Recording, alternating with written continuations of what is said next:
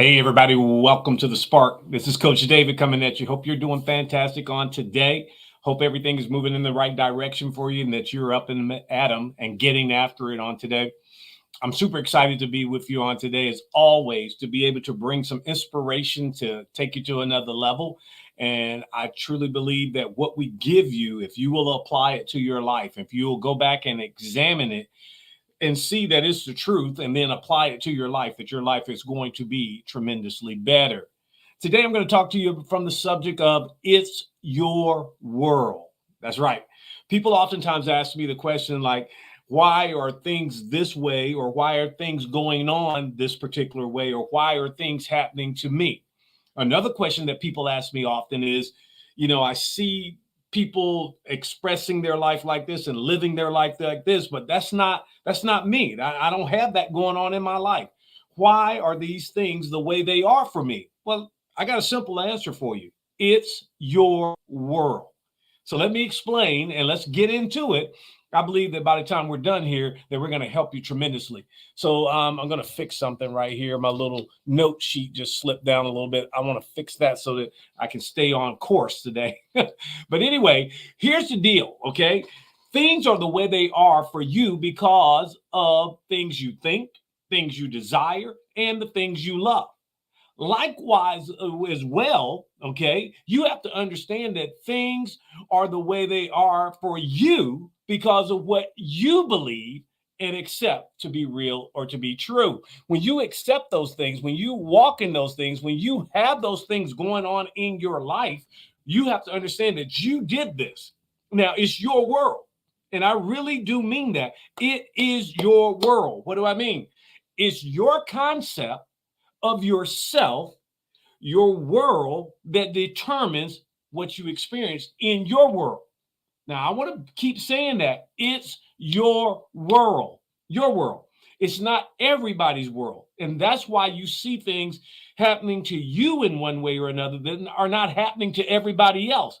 And people oftentimes question that. Well, here's the truth: you are the determining factor. However, whatever you see as your world, that's your world. Good, bad, or indifferent, that is your world. And you are the determining factor of your world. So, as I always say, that's the good news and that's the bad news. The bad news simply because that's where you are today. The good news is you can change it anytime you want to. You have to make a decision that I'm going to change. Nothing, no thing. Look at the word nothing. Nothing is two words. No thing can exist in your world unless you allow it. Now, if that's the case, then there's certain things that I can't allow in my world because I don't want them in my world. Everybody's world is their world. And what I mean by that, your existence and what goes on in your world is because of you. Because see, you and your world, you're one. All right. You exist in your world, but listen to this closely. Your world exists in you. I'm going to say that again. You exist in your world, but your world exists in you. In other words, your world comes out of you. What do I mean by your world? All the things that you see, all the things that you hear, all the things that you experience, they come from within. Boy, if I can get people to grab a hold to that and understand that. Quit blaming everything out there. Quit looking for some answer out there. The answer is in you. And when you recognize that, you get tremendously better. Everything that you hope, everything that you desire, everything that you want is inside of you. And all you have to do is bring it out of you and quit talking yourself out of the best. Because the truth of the matter is, you can have anything, you can be anything, you can do anything. Why? Because it already exists. Where does it exist at? Inside of you. And when you make a determination that, hey, look, I'm going to bring it out of me. I'm going to go and bring it out of me. Since it already exists inside of me, I need to be able to bring it out of me. Somebody asked me one time, how in the world can I change my world? If that's the case and it's inside of me, I'm going to share with you how you can change your world. You can change your world by changing what you allow to exist in you. So you start having some never agains and some no-nos. And what I mean by that, never again, nope, never again, that's going to happen. And some no-nos means no, no, no, no, no. That is not going to be my case. You change what exists in you by changing the way you think of you. I'll say that one again. You change what exists in you by changing what you think of you. So how you think, that's exactly how you are. It is called your self-concept. Now you got to just get a better concept of yourself. And that's the easiest way I can say it. You got to look at yourself different, and you got to say, I am different. And you got to understand that when you say I am, it means to be. I'm different. I'm not sick. I'm well.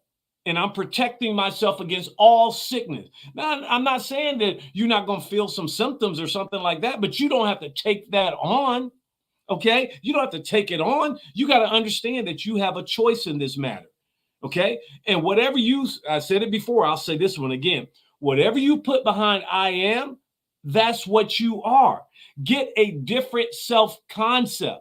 Don't let people tell you who you are. You got to know who you are, regardless of what people say. You got to know who you are, and you got to begin to be who you are.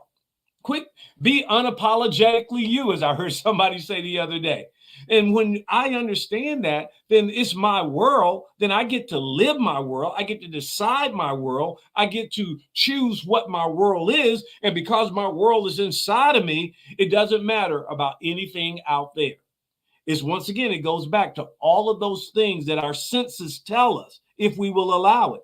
But you can change that at any moment that you want to. And you can say, yes, I see that. But remember, that's a sense. That's one of your senses. When you see something, sight is one of your senses. You can change that. You can see it differently.